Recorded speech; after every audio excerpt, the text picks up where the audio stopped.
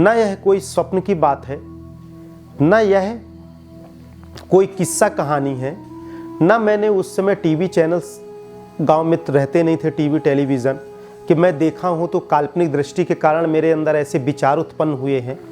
तो ऐसी भी कोई बात नहीं थी, ऐसा कोई सत्संग का माहौल भी नहीं था।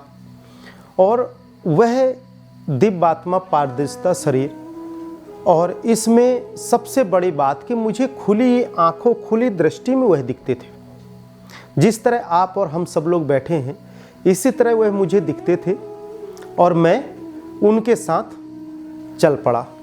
अब मुझे ये भी लगा विचार कि कहाँ लेके जाएंगे, थोड़ा सा संसारिक शरीर में डर और भय तो होता ही है।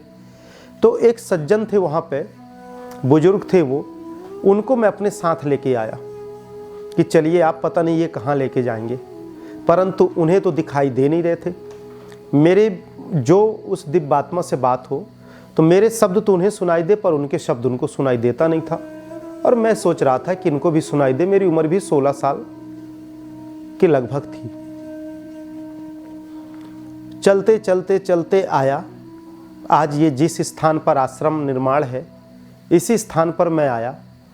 यहाँ पर घना जंगल, दिन में इतना खौफनाक दृश्य कि लोग दिन में आने से डरते थे, रात का तो कोई विषय नहीं था।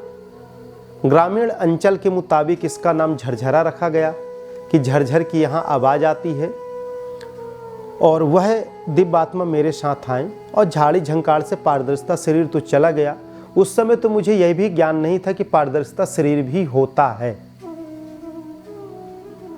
और जैसे अंदर गए तो मैं उनके पीछे पीछे भावुक होकर मैं भी चलता गया। एक बरगद का पेड़ था, आम, खजूर, बड़े विशाल काया और छोटे छोटे झाड़ी झंकार के जंगल। उस बरगद के नीचे, आम के नीचे मैं बैठा। आम और बरगद जुड़ा हुआ पेड़ था।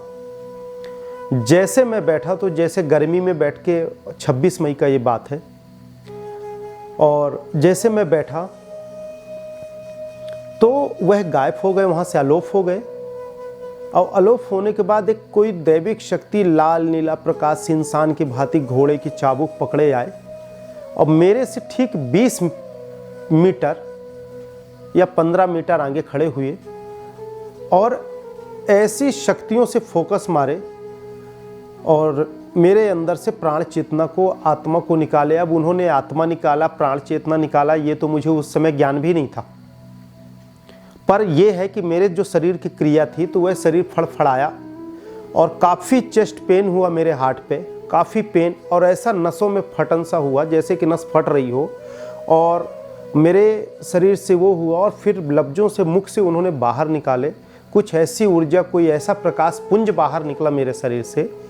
और मुंह से काफ़ी गिजरा, फिर को जैसे किसी को स्नेक बाइट हो जाए और फड़फड़ाता हो शरीर, और मुंह से ऐसे गजरा टाइप से, फेनकुर टाइप से निकला और मेरा शरीर अचेत हो गया।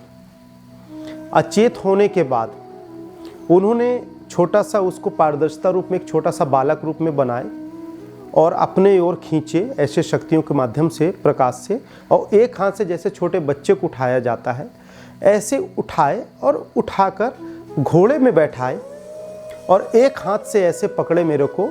और आज भी मुझे याद है कि पूरा पश्चिम, उत्तर, दक्षिण की ओर लेकर आसमान की ओर उड़ते हुए ऊपर की ओर चल दिए।